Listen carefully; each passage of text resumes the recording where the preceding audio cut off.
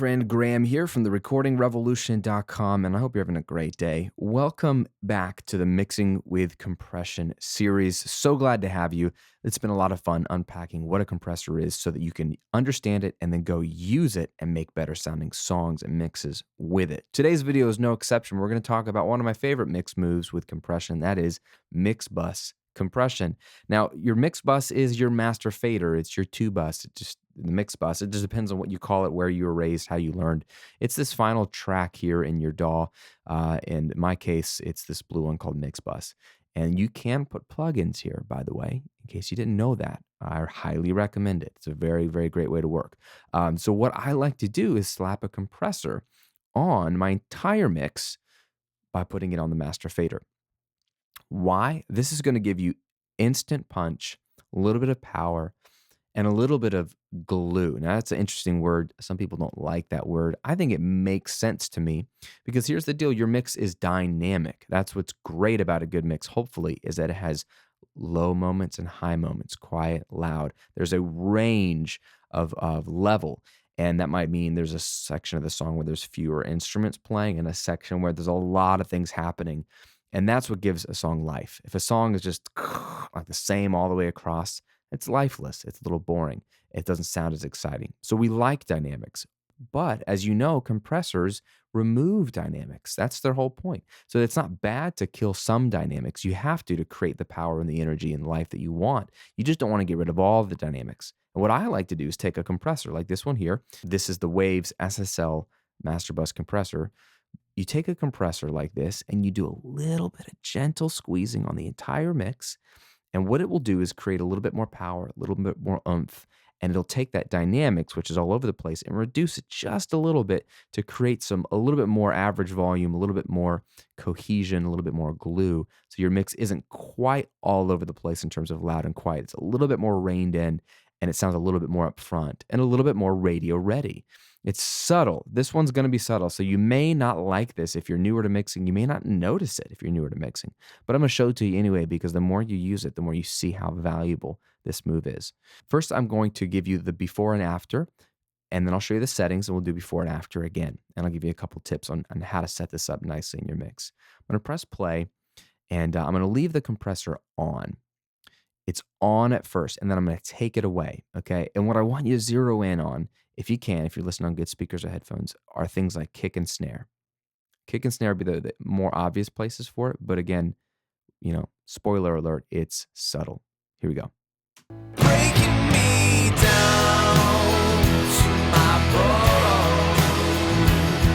and fill me with spirit, sword and shield and armor, sticks and stones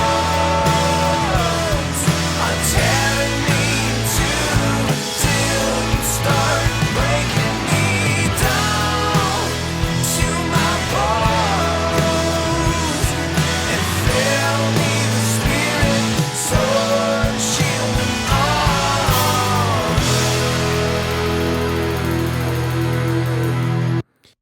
If you're listening and if your ear's picking up on it, man, when you take it away, the mix, it loses something. It loses a little bit of thickness. It loses a little bit of power on the kick drum, and the snare drum loses a little bit of pop. Is the mix still good? Yeah, it's still fine. Does it still sound like the mix with it on or off? Yeah. This isn't going to mix your song for you. This is a small piece of the puzzle.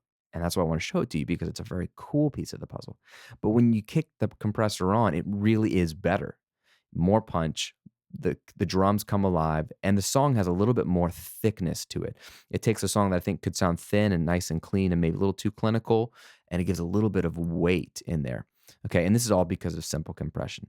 Now let's look at some settings here. What's going on? Well, in this case, I've got, again, the Waves SSL Master Bus compressor. You can use any compressor. I've done this with the stock Digi compressor here in Pro Tools. I've done this with Focusrite compressors. I've done this with regular Waves compressors. Grab a compressor, ideally one that you have a lot of controls on, like we looked at in the very first video in this series, or a compressor that can have obviously one or two knobs, but grab a compressor that gives you control of attack and release as well as ratio, okay? Very important. The key here is I'm doing 1 to 2 dB of gain reduction.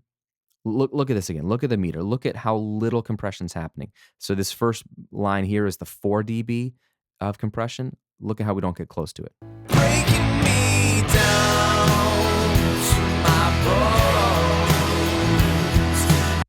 Okay, 1 to 2 dB of gain reduction is all that's happening. That is not much compression at all. And that's key. We do not want to squash our mix. The last thing I want to do is ruin all the hard work I've done on creating a very life-giving and lively mix. I don't want to ruin that by squashing it all to death. So you want to set things up in such a way that it's subtle. My goal is to get 1 to 2 dB of gain reduction. I watched Shakir King mix at Mix with the Masters, and he was getting like a half dB of gain reduction. He's even more subtle than me. And I was standing there in that beautiful studio, listening and straining my ear. I could barely hear the gain reduction it was doing, but that he's even more subtle than me. So if you think I'm subtle, take it up with Jakir. That guy is even more subtle, and he's getting a good mix with it. So look for subtle as the goal. How do we get subtle? Well, it starts with attack and release, okay? I like a slow attack. If you've ever used mix bus compression and said, ugh, this is awful, it's squashing my mix, it might be because you have too fast of an attack. Take a listen to this. Breaking me down to my bones and fill me with spirit, sword, and shield, and armor still. Dude, that was doing 8 dB of gain reduction there. That was a squashed mix. You might have liked elements of it. It has a little bit of excitement that you kind of like, but you realize quickly that, man, when it's compressed, it sounds kind of squashed. And when you take away the compression, the life comes back. Breaking me down to my bones. Yeah, it's better without compression. That's because the attack was so fast that it is just grabbing the transient. The moment it comes through, that 0.1 milliseconds, to me is just really super fast. So the first step would be back off the attack time, man. I usually go to 10 milliseconds as a starting point. You could go slower if you want, or you could go a little faster. But one problem might be too fast of an attack. The other problem might be too slow of a release. If you have a really slow release, then what that means is it's going to stay compressed longer, okay?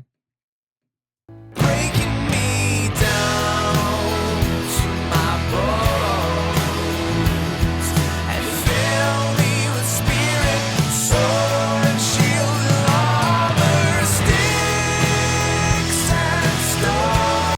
That sounds squashed because the compressor never has time to reset. It stays like constantly 1 to 2 dB of gain reduction. That's not what we want either. We don't want to squash it and leave it squashed. We just want to turn down the loud peaks, which are typically the kick drum, snare drum. Okay? We want to compress those slightly and let the compressor reset quickly so that all the other transients come through unaffected. Remember, this is the beauty of the automated volume fader, which is your compressor, is you can control it to automatically turn down certain peaks and then not touch anything else. So slow attack allows you to let all the transients come through for the most part, not squash it, but you want a fast release to let the compressor reset quickly so that you're not squashing more than you want. Okay, very important. Slow attack, fast release. Then as far as ratio goes, I would say go with 2-to-1 to 4-to-1. If it's an aggressive rock song, aggressive hip hop song, go for 4-to-1. Play with that. You might get what you want. Most everything else, I'm usually on 2-to-1. This is rare for me to be on 4-to-1. Usually I'm on 2-to-1 level because you don't want to really reduce the audio when it hits the compressor. You just want to tame it a little bit. So think 2-to-1 or 4-to-1 ratio.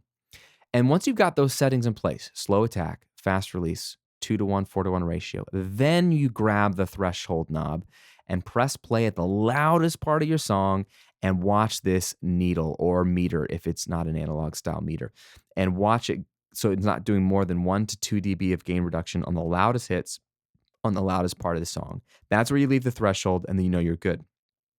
Final step is to then turn the makeup gain up. If you notice, I've got the makeup gain up 1 dB. Why do you think that is? Well, because as you learned, the gain knob is the final critical piece. If you just turn down the audio, you're doing nothing but turning down audio. The makeup gain or the gain knob is so important to actually bring back up the level and create that excitement. So if I'm turning the peaks down 1 to 2 dB pretty consistently, I found that if I turn the makeup gain up 1 dB, my overall volume before and after the compression is about the same. That way I'm not really making the song louder necessarily with the compressor. The peak level is going to be about the same, but the average volume is going to increase because not everything's getting squashed. And that's what creates some of the power and thickness in the mix while keeping your peaks in check. So you want to bring that up enough so that you're seeing the input and output look about the same. All right. So now that you know that, slow attack, fast release, 2 to 4 to 1, 2 to 1, 4 to 1 ratio, set the threshold so you're seeing 1 to 2 dB of peak gain reduction on the loudest peaks, and then turn the makeup gain so you're kind of before and after similar peak volume. Then you should be set with your compressor and you can take it from there. Let's listen one more time before and after, and you'll be able to hear the difference. I really want you to zero in on the kick and the snare again, and then notice how with the compression on, it sounds a little thicker. When you take the compressor away, the mix sounds just a little bit more empty.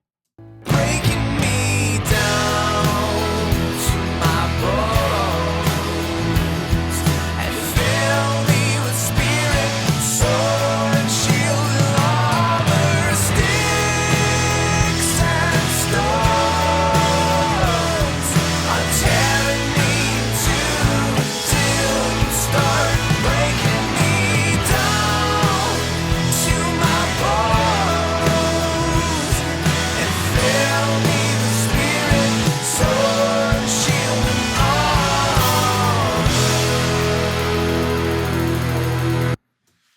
I love it way, way more with the compressor. It sounds more like a record, more punch, more power, more excitement, more energy. Not just louder, just a little bit better.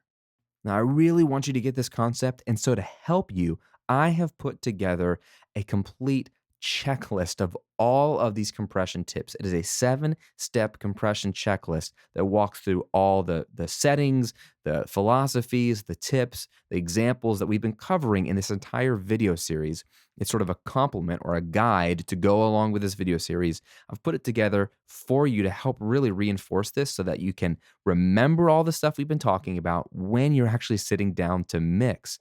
You don't have time to grab your phone or get on Google or get on YouTube or get on my site and watch a video again when you're in the middle of the mix. You just want to remember, hey, was that slow attack or fast attack on mix bus compression? Was that slow release or fast release? You want to be able to call that to mind quickly.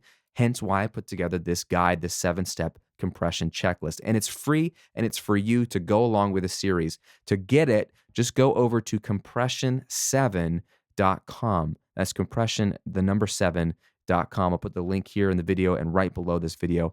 I want you to go download it right now. It's a simple PDF that you can put on any device. If you're old school like me, you can print it up and literally put it on your desk and look at it and reference it whenever you're mixing. So go to compression7.com, get the 7-step compression checklist. My gift to you, absolutely free. I think it'll help you reinforce all the stuff you're learning in this video series. Thanks again for watching. If you like this video, go ahead and hit the subscribe button. That way you'll be in the know when the next video is out. We got a couple more in this series. I can't wait to get to them for you. Until then, have some fun, make some great music, and don't be afraid of compressors. They won't bite. You can learn them. They're a fun, powerful tool for you to use. I'll see you on the next video soon.